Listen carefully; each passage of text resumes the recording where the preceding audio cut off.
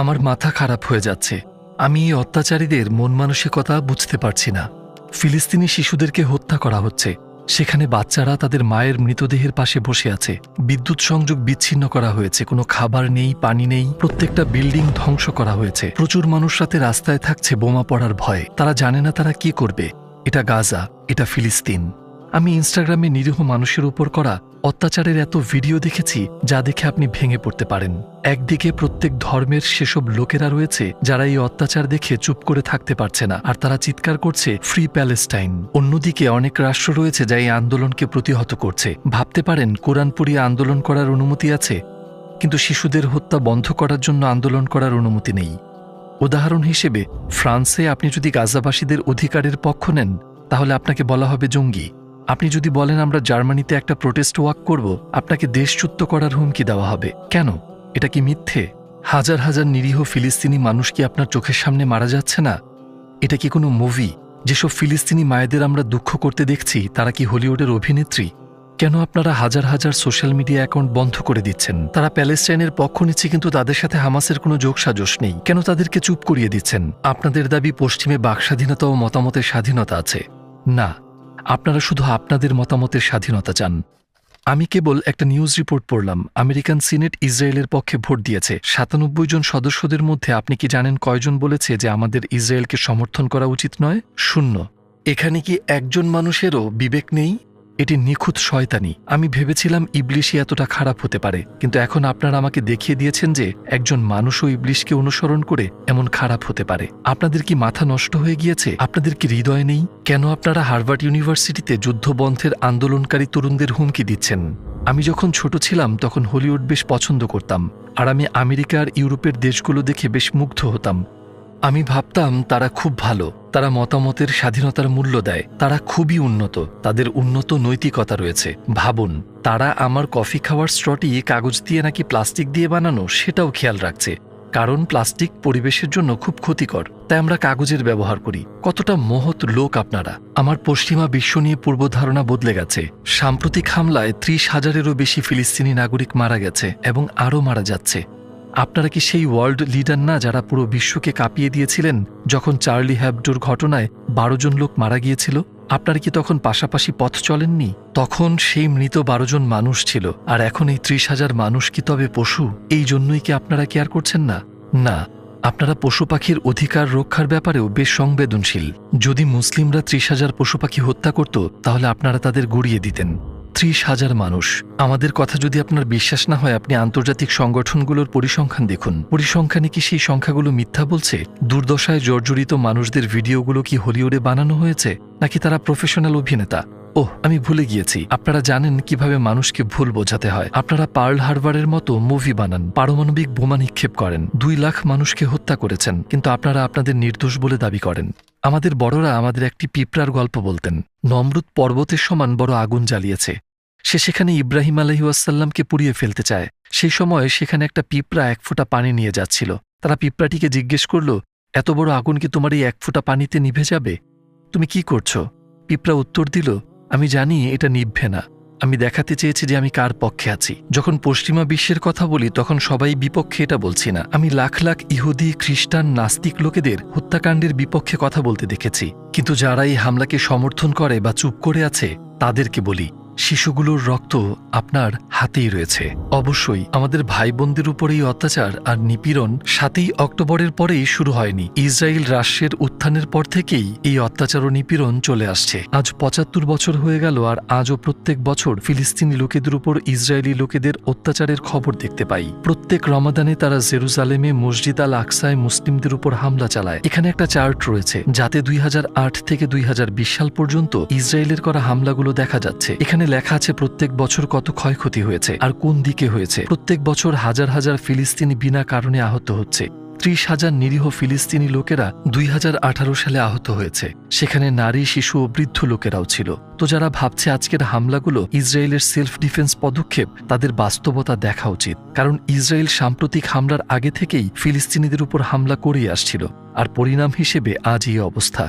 সাম্প্রতিক ঘটনায় আমাদের 30,000 ভাই বোনেরা শহীদ হয়েছেন এবং প্রায় 80,000 আহত হয়েছেন। আমি আপনাদের এই সংখ্যাগুলো বলছি, কিন্তু আপনারা ভিডিও দেখাকালীন সময় এই সংখ্যাগুলো বাড়তেও পারে। তো এখন উপায়, পরবর্তীতে কি হবে? জেরুজালেমে এই ঘটনাগুলো কতদিন চলবে? মুসলিমরা যখন শত শত বছর শাসন করেছে, তখনকার মতো শান্তিময় পরিবেশ কি আর পাওয়া যাবে না? এ সকল প্রশ্ন যদি আপনার মাথায় আসে, তাহলে আপনাকে একটা প্রশ্ন করি। ইসরায়েলের জনসংখ্যা কত? 1 কোটিরও কম। আর পৃথিবীতে মুসলিমদের জনসংখ্যা কত? 200 কোটি। আমরা তাদের থেকে সংখ্যায় 200 গুণ বেশি, কিন্তু কোন কারণে আমরা কিছুই করতে পারছি না? যদি প্রশ্ন করেন যে আমরা এই অবস্থায় কিভাবে পৌঁছলাম, এর উত্তর রাসূল সাল্লাল্লাহু আলাইহি ওয়াসাল্লাম শত শত বছর আগেই দিয়ে গিয়েছেন। তিনি বলেছেন, শীঘ্রই মানুষ একে অপরকে তোমাদের বিরুদ্ধে ষড়যন্ত্র করার জন্য দাওয়াত দিবে, যেভাবে মানুষ একে অপরকে খাবারের জন্য দাওয়াত দেয়। একজন জিজ্ঞেস করল, সেটা কি আমাদের সংখ্যায় কম থাকার কারণে হবে? নবী সাল্লাল্লাহু আলাইহি ওয়াসাল্লাম উত্তর দিলেন, না, তোমরা সংখ্যায় অনেক থাকবে, কিন্তু তোমরা সমুদ্রে ভাসমান ফেনার মতো থাকবে, আর আল্লাহ তোমাদের শত্রুর অন্তর থেকে তোমাদের ভয় ছিনিয়ে নেবেন আর তোমাদের মনে ওয়াহান সৃষ্টি করবেন।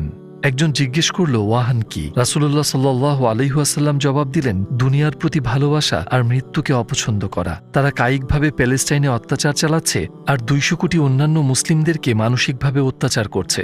এটাই সমস্যার মূল উৎস। তারা আমাদের আত্মা, হৃদয় দখল করে ফেলেছে। হয়তো আপনাকেও দখল করে ফেলা হয়েছে। ভাই, আপনি ইসরায়েলের বিরুদ্ধে স্লোগান দিচ্ছেন এবং বলছেন, ফ্রি প্যালেস্টাইন, জেরুজালেমকে মুক্ত করো, আল কুদুসকে মুক্ত করো, কিন্তু আপনি সালাতের আদেশ অমান্য করছেন, যা জেরুজালেমের মিরাজ থেকে এসেছিল। আপনি যে স্লোগানগুলো বলছেন তা কতটুকু আন্তরিক? আপনি বলছেন মসজিদ আল আকসা, কিন্তু আপনি লোন নিচ্ছেন সুদভিত্তিক ব্যাংকিং সিস্টেম থেকে, যা ইসরায়েল নিয়ন্ত্রণ করে। আপনি তাদের বাড়ি গাড়ি কেনার টাকা করে দিচ্ছেন। আমরা আমাদের জীবনের প্রত্যেকটি ক্ষেত্রে দুনিয়া ভিত্তিক হয়ে গেছি। যা আমরা দেখি, যা আমরা বলি, আমাদের সম্পর্ক, আমরা কিভাবে আমাদের সময় কাটাচ্ছি, আমাদের জীবনের অনেক জিনিসই আমাদেরকে আল্লাহ থেকে দূরে নিয়ে যাচ্ছে। কেন ভাই? কেন বোন? কেন আপনি মৃত্যু আপনাকে জাগিয়ে তোলার আগেই জেগে উঠছেন না? আপনি কি বুঝতে পারছেন না যে আমরা ধর্মচর্চা না করে, সেই অনুযায়ী না চলে, আমাদের অত্যাচারীদের শক্তি যোগাচ্ছি, নিজেদেরকে দুর্বল করে ফেলছি? এই একই সত্যটি একজন জাপানিজ কমান্ডার অনেক আগে বলে গিয়েছেন। তিনি আমাদের ইতিহাসকে বিশ্লেষণ করেছিলেন। তিনি বলেছেন, ইতিহাস সাক্ষী, মুসলিমরা যত তাদের ধর্মের সত্যতা ও শক্তি অনুসারে জীবন পরিচালনা করেছে, তারা তত উন্নত হয়েছে। অন্যদিকে ইতিহাসে আরও দেখায় যে যতই মুসলিমেরা ইসলামের সত্যিকার মূল্যবোধ থেকে দূরে সরে গিয়েছে, তারা ততই ভীতু আর অবহেলিত হয়েছে এবং নানা রকমের দুর্যোগ আর পরাজয়ের মুখোমুখি হয়েছে। আমরা যত আমাদের ধর্মকে আঁকড়ে ধরেছিলাম, যতই চর্চা করেছিলাম, ততই শক্তিশালী হয়ে উঠেছিলাম। আর আমরা যত আমাদের ধর্ম থেকে দূরে সরে গিয়েছি, আমরা ততই দুর্বল হয়ে গেছি। এটাই সমস্যার মূল উৎস এবং একই সাথে সমস্যার সমাধানও বটে। মনে মনে আপনি হয়তো নিজেকে জিজ্ঞেস করতে পারেন, আমি কি করতে পারি? এই পরিস্থিতিকে সহজ করার জন্য আমি কি কিছু করতে পারি? ভাই ও বোনেরা, নিজেদের ধর্ম চর্চা করুন। নিজেকে জিজ্ঞেস করুন, আমি কি নামাজ পড়ছি? আপনার জীবনযাত্রা চেক করে বলুন যে সেখানে হারাম জিনিস আছে কিনা। হয়তো আপনি বলতে পারেন, আমি এসব বিষয়ে খেয়াল রাখি, আমি সালাত আদায় করি। আর কি করতে পারি? ভাই, আপনি যেটাই করতে পারেন সেটাই করুন। আপনার কাজের ক্ষেত্র কি? ভিডিও এডিট বা ফটোশপ পারেন? আপনি কি প্রযুক্তিতে দক্ষ বা একজন প্রোগ্রামার? আপনি যেটাতেই পারদর্শী, সেটা যতটুকু সম্ভব উত্তম পন্থায় কাজে লাগান। তারপর ভাবুন, আমি আমার দক্ষতাটা ইসলামের সেবায় কিভাবে কাজে লাগাতে পারি। আর যখন মানুষ আপনাকে দেখবে, তখন আপনার জীবনে ইসলামের প্রভাব তাদের দেখতে দিন। যদি আপনার আশেপাশে এমন মানুষ থাকে যারা ইসলামকে প্রত্যাখ্যান করছে, একবার ভেবে দেখুন, যদি কেউ বলে ইসলাম অযৌক্তিক, আমি কি তাদের উত্তর দিতে পারবো? আমি কি ইসলামের সত্যতা প্রমাণ করতে পারবো? যদি আপনার উত্তর হ্যাঁ নিশ্চিত না হয়, তাহলে সমস্যা আছে। আমি আপনাদের বলছি না যে আপনাকে আগের দিনের মতো জ্ঞান অর্জন করতে যাত্রা করতে হবে। উদাহরণ হিসেবে আমরা একটি ইউটিউব চ্যানেল শুরু করেছি। প্রতিদিন আমরা লক্ষ লক্ষ মানুষের হৃদয় ছুঁয়ে যাচ্ছি। টুয়ার্ডস ইটার্নিটি আমার চ্যানেল নয়, এটা উম্মাহদের চ্যানেল। এখানে আপনাদের মতোই অনেক ভাই বোনেরা আছেন যারা এই কাজে অংশগ্রহণ করেছে। আপনার ভাবা উচিত, আমি কিভাবে নাস্তিকদের প্রশ্নের উত্তর দিব, আমি কিভাবে ইসলামকে প্রমাণ করব। এই ভিডিওগুলো দেখুন এবং শিখুন, কিন্তু দয়া করে আপনি যেমন আছেন তেমনই থাকবেন না। কারণ যদি আমরা এভাবেই থেকে যাই, আমরা আমাদের পজিশন বজায় না রাখি, আমরা আসলে ক্রমাগত পেছন দিকে সরে যাচ্ছি। যদি আমার এই মানসিকতা থাকে, যদি অন্যদেরকে এই মানসিকতা অর্জনে সাহায্য করতে পারি, তাহলে আমাদের উদ্দেশ্য অর্জিত হবে। তখন আমাদের ফ্রি জেরুজালেম, ফ্রি প্যালেস্টাইন, মসজিদুল আকসা, এই কথাগুলোতে আন্তরিকতা থাকবে। তখনই আমরা একটি প্রভাব ফেলতে পারব। তখন ইসরায়েল বা অন্য কেউই পৃথিবীর কোনো মুসলিমকেই ছোঁয়ারও সাহস পাবে না। আল্লাহ তাআলা কুরআনে বলেছেন, তারা তাদের মুখের ফুৎকারে আল্লাহর নূরকে নিভিয়ে দিতে চায়, কিন্তু আল্লাহ তার নূরকে পরিপূর্ণ করবেনই, যদিও কাফিররা তা অপছন্দ করে। ভাই, আল্লাহ তার নূরকে পরিপূর্ণ করবেনই, কিন্তু আপনি তখন কোথায় থাকবেন? আপনি কি এমন কেউ হবেন যে এখানে অংশগ্রহণ করবে, বা আপনি একজন সাধারণ মানুষ হয়ে থাকবেন যে শুধু নিজের কথাই ভাববে? ভাবুন, যখন আমরা সেই ভালো দিনগুলো দেখব, তখন কি আপনি সক্রিয়ভাবে তাতে অংশ নেবেন, নাকি আপনি সেই ভালো জিনিসগুলো শুধু টিভিতে দেখবেন আর বলবেন, মাশাল্লাহ ভাই, মাশাল্লাহ বোন? আপনি কোন দলে থাকতে চান? আমরা যখন ভিডিওটি শেষ করছি, ভাই সাবির আমাকে একটি ঘোষণা দিতে বললেন। এখানে অনেক ভাই ও বোনেরা আছেন যারা কিছু করতে চান, যারা দাওয়াত দিতে চান, যারা ইসলামের ব্যাপারে শিখতে চান। আর আমাদের অনেক প্রোগ্রাম রয়েছে, দাওয়াতি স্কুল রয়েছে, কিছু অনলাইনে আছে, কিছু সরাসরি করতে হয়। যদি আপনি আপনার ইসলামিক জ্ঞান উন্নত করতে চান আর এই টিমের অংশ হতে চান, তাহলে আপনি টুয়ার্ডস ইটার্নিটির ইনস্টাগ্রাম অ্যাকাউন্টে মেসেজ করতে পারেন বা আমাদের হোয়াটসঅ্যাপে মেসেজ করতে পারেন।